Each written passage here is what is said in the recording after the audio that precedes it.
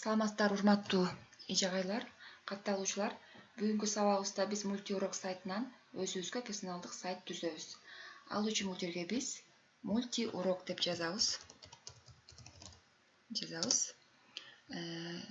Мультиурок проект для учителей деп чыкты. Биз зарегистрироваться бул жерде катталуу дегенди белгилейбиз. Мына бул жерге өзүнчө барак ачылды катталуу үчүн. Email деген жерге биз өзүбүздүн электрондук почтабызды жазабыз.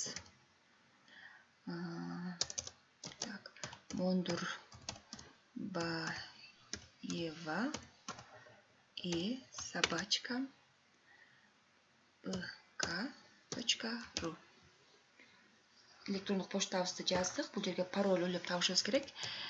Пароль коебуз өзүбүз каалагандай кылып. Повторите пароль дейт. Бул жерге кайра дагы бир мурунку жазган паролюбүздү дагы кайталап жазышыбыз керек. Жаздык. Анан бул жерге я учитель дегенди белгиледик. Получить свой сайт дегенди басабыз.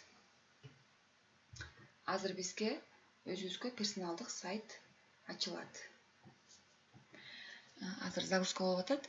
Бул мультиурок сайты аябай пайдалуу сайт, айрыкча мугалимдер үчүн. Мына биздин персоналдык сайтыбыз ачылды. Бул мультиуроктон сайт түзгөн эң оңой. Бул жерге дагы блог, файл, тест түзгөнү кийинки сабакта кайрылмакчыбыз. Анда эмесе көңүл бурганыңыздарга чоң рахмат. Кийинки сабакта жолукканча сак саламатта туруңуздар.